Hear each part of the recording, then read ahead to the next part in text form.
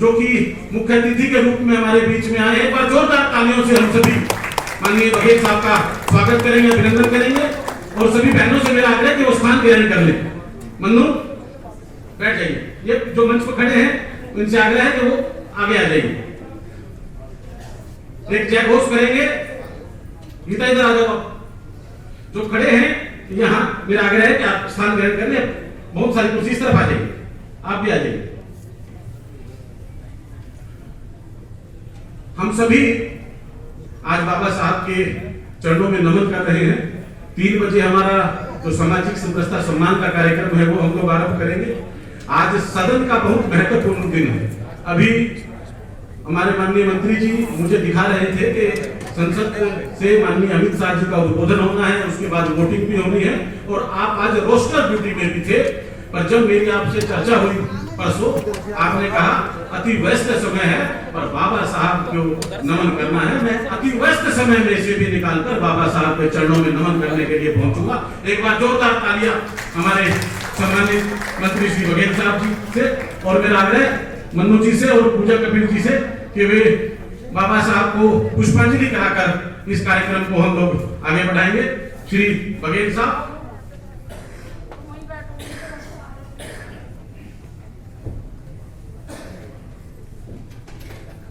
और हम सभी अपने अपने स्थान पर बैठे हुए ही बाबा साहब को, भारत माता को नमन करेंगे। भारत माता की, भारत माता की, भारत माता की। समय का अभाव है, मैं आग्रह करूंगा बघेल साहब से कि आप आइए और आपका हम लोग यहीं स्वागत भी कर लेते हैं और आपका उद्बोधन भी हम लोग आरंभ करते हैं। सम्मानित हमारे बघेल साहब, मैं स्वयं उनको पगड़ी और पटका पहनाकर उनका सम्मान कर रहा हूं।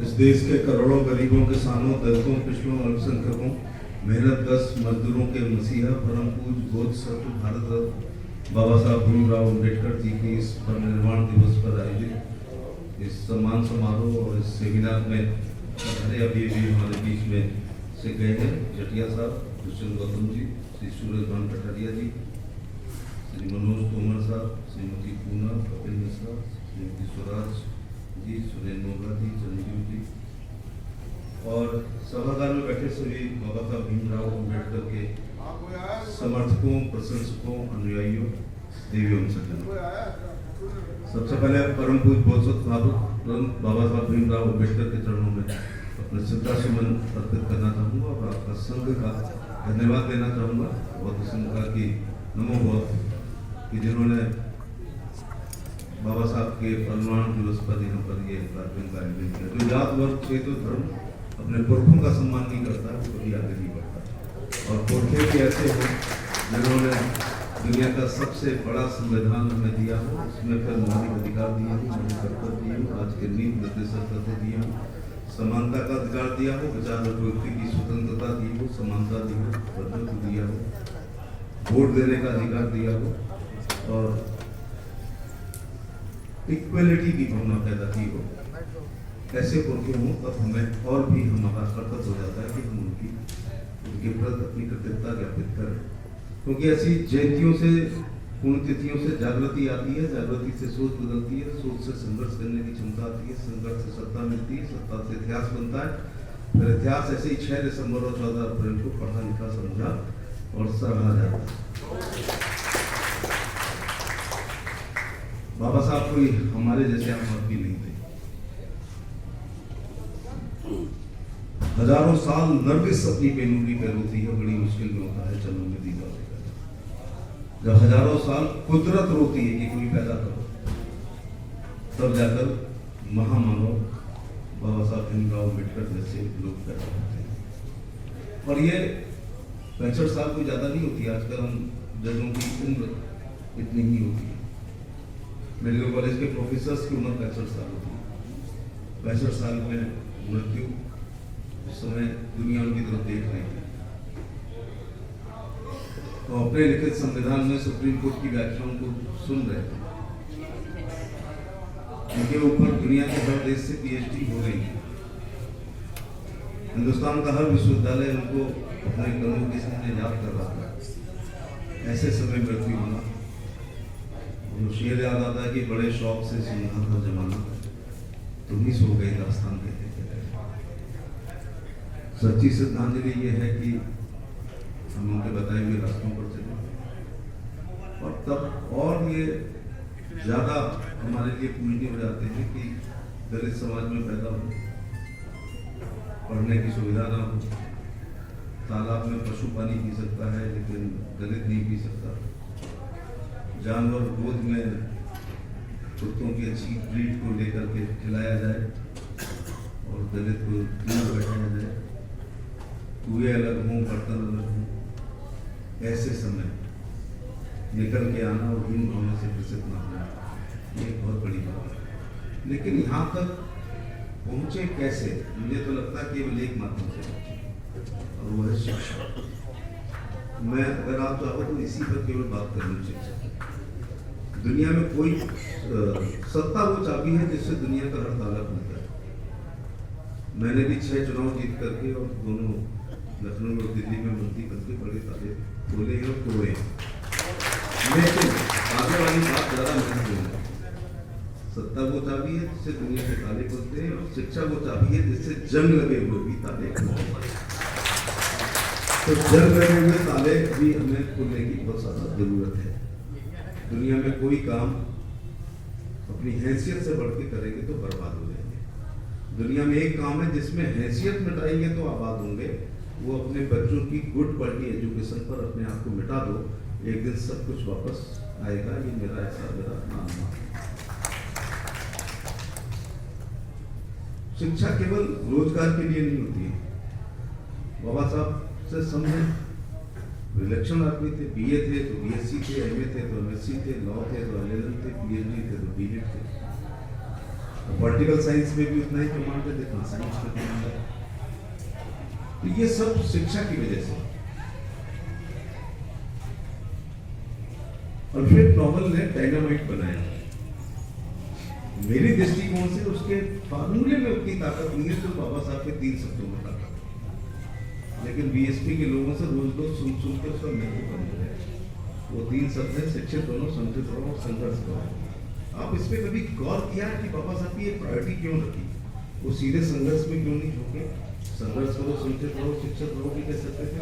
उनको पता था जब तक समाज शिक्षित नहीं होगा, जब तक संगठित नहीं होगा, जब तक संगठित नहीं होगा, संघर्ष के रास्ते पर नहीं चल सकता। तो आज बाबा साहब को मानते हो तो बाबा साहब की भी मानो। यही अकेले महामानव है कि इसी कॉन्स्टिट्यूशन क्लब के 2 हॉलों के बीच में उनका परिनिर्वाण दिवस मनाया जा रहा है। अभी मैं घंटे भर उधर भी बैठ रहा था। ज्यादा अच्छा हो कि एक ही जगह हो जाता, लेकिन एक जगह हो नहीं सकता। लेकिन ये क्या कम है कि हर दुकान से उनके सिद्धांत अगर बेचे जा रहे हैं या प्रचारित हो रहे हैं तो अच्छी बात है।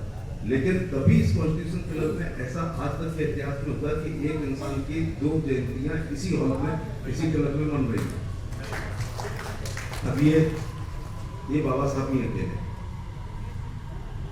तो अभी वहां कह रहे थे, शायद आप भी कहोगे कि स्कूलों में संविधान की पुस्तकें देनी चाहिए। मेरा एक अनुरोध है कि पूरा संविधान ना दे पाए तो फंडामेंटल ड्यूटीज, फंडामेंटल राइट नहीं। लॉ एंड जस्टिस मिनिस्टर था तो बात बात पे आर्टिकल 14 की रिटें होती हैं, हर बात पे सस्पेंड कर दो कोर्ट में, प्रमोशन नहीं हो रहा है समानता का अधिकार कोर्ट में, डीपीसी नहीं बैठ रही है कोर्ट में। तो ये सब कोर्ट में रिट क्या जाती है? Fundamental right. फंडामेंटल ड्यूटी भी तो याद रहना चाहिए कि हमारे मौलिक कर्तव्य क्या है। इसलिए मैं आपकी इस संस्था से अनुरोध करना चाहूंगा कि संविधान बड़ा है, पढ़ने में लोगों की रुचि है नहीं अलग बात है, लेकिन केवल फंडामेंटल ड्यूटीज, मौलिक कर्तव्य क्या होने चाहिए नागरिक की, एक पेज का है। ये अगर हम स्कूलों में बांट दें तो फिर सफाई के लिए झाड़ू पकड़ाने की जरूरत नहीं है। तो ये काम भी थोड़ा क्लियर है। तो शिक्षा, मेरे जब पहली बार 26 साल पहले एमपी बन के आया तो एक व्यक्ति सेंट्रल हॉल में मिले थे जो कॉन्स्टिट्यूशन असेंबली के आखिरी जीवित व्यक्ति थे, मिस्टर हुड्डा। तो मैंने उनसे कहा कि मैं बाबा साहब को उतना जानता हूँ जितना किताबों में, मैं बाबा साहब को उतना जानता हूँ जितने ऑडियो में, मैं बाबा साहब को जानता हूँ जितने वीडियो में, ऑफ द रिकॉर्ड बाबा साहब को जानना चाहता हूँ। और कुछ मेरी जिज्ञासाएं हैं जो जीवित व्यक्ति साथ में काम करने वाला ही बता पाएगा। क्या जानना चाहते हो? मैंने कहा मैं जानना चाहता हूँ जब इतने ज्यादा पढ़े लिखे थे तो क्या ऐसा हो नहीं सकता कि बाबा साहब ने समान शिक्षा की बात नहीं की? खासतौर से वो दलित कम्युनिटी से आते थे, अगर उनको गायकवाड़ आर्थिक सहायता नहीं करता तो शायद पढ़ने में दिक्कत होती। तो विदेश नहीं जा पाते, ऑक्सफोर्ड, हार्वर्ड या कैम्ब्रिज जहां भी गए थे।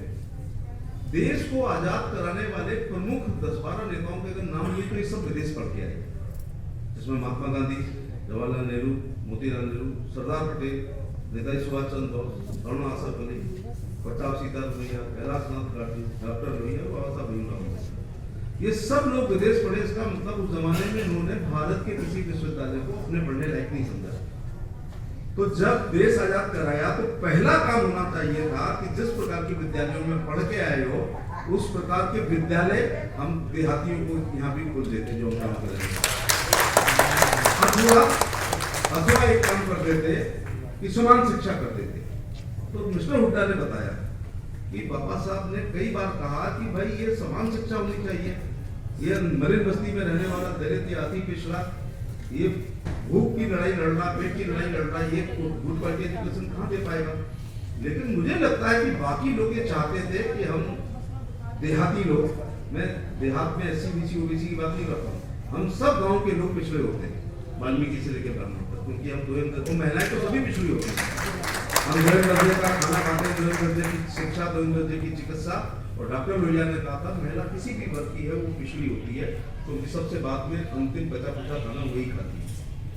अब दिल्ली में मेरी बात अच्छी नहीं लगती 5 सितारा होटल में, लेकिन ऐसा ही होता था। तो एक लम्हों ने खता की और सदियों ने सजा पाई। आज मैं किसी एक गार्जियन की आत्मा को झकझोर दूंगा तो मेरी समझ लूंगा कि ये चरितार्थ हुई या एक कोई बच्चा यहाँ बैठा होता। तो वो मैं आपसे कहना चाहूंगा कि अगर समान शिक्षा हो जाती, उदाहरण के तौर से प्रथम राष्ट्रपति राजेंद्र प्रसाद जी का नाती और राष्ट्रपति भवन के चपरासी का बच्चा, दिल्ली के पुलिस कमिश्नर का और सिपाही का बच्चा और नगर सेठ का और भिखारी का बच्चा और हम जैसे मंत्रियों का और संतरियों के बच्चे अगर ऐसी एक हॉल में एक ही सिलेबस में समान शिक्षक से समान शिक्षा ले रहे होते तो यहाँ 10-20 कलेक्टर बैठे होते या उनके पास ये गलती हुई है नहीं।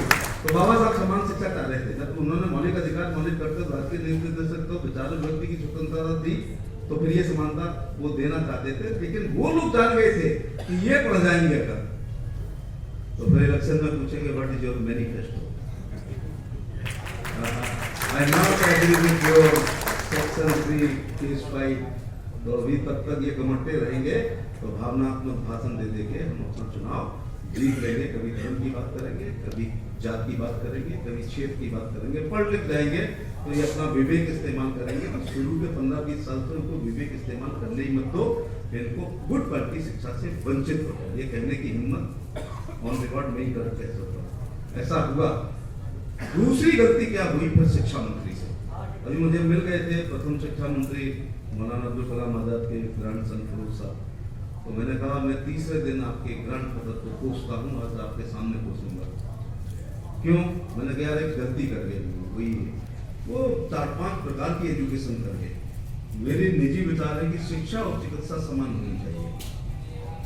जैसे मैं हेल्थ मिनिस्टर के रूप में बीमार पड़ूं, अडानी साहब बीमार पड़े, मनरेगा वाला बीमार पड़े, क्या सबको एक सी बीमारी हो पैथोलॉजिकल टेस्ट तो सबको एक दवा खानी चाहिए ना? या सभी पर अलग प्ले होगी? क्या एक सी खाएंगे? कोई ऑगमेंटिन खाएगा 45 रुपये वाली, कोई सिटीजन खाएगा, एलेक्ट्रा खाएगा, कोई बिना रेफर की पीली पूरी कागज में लपेट के जो जोड़ा का मिलता वो खाएगा, तो गलत बात है। तो चिकित्सा समान और शिक्षा समान।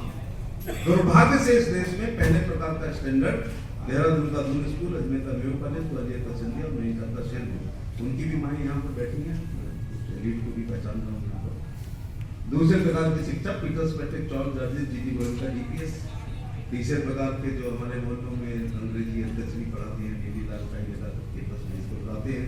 और लास्ट वाली वो है जिसमें से मैं पढ़ के आया हूँ, शायद आप भी पढ़ के आए, उसको कहते हैं द ग्रेट जिला पंचायत के उत्तर प्रदेश के। अब आप पूछो मैं एमपी बन गया, ये ज्यादा तारीफ की बात नहीं है, डेमोक्रेसी में वोट मिल सकता है, लेकिन मैं उच्च शिक्षा सेवा आयोग, वो भी यूपी का इलाहाबाद को क्वालिफाई करके उत्तर भारत के सबसे बड़े कॉलेज में प्रोफेसर बना हूँ, ये थोड़ी सी तारीफ की बात है। या उत्तर प्रदेश पुलिस का मैं टॉपर हूँ, ये थोड़ी सी तारीफ की बात है। वरना डेमोक्रेसी में जीत जाते हैं चुनाव, वो भी मैं धन्यवाद देना चाहूँगा। लेकिन वो शिक्षा तो क्यों हम आ गए यहाँ तक, तब हम 90% गाँव के लोग थे, उनमें जो होशियार था वो पा गया, अब तो रेशियो बिगड़ गया है, तो शहर बहुत बढ़ गया। इसलिए क्या शिक्षा लेनी है बाबा साहब से, तो उनका तो सबसे बड़ा हथियार ही शिक्षा था। तो अभी तो मैंने ये रोना रहा है, दूसरी गलती क्या की, हम उत्तर भारत के लोगों को, देहात का कौन कौन है पहले तो वहां तो है, फिर बात समझ में आएगी। हम उत्तर भारत के लोगों को कक्षा 6 में पहली बार अंग्रेजी पढ़ाई गई,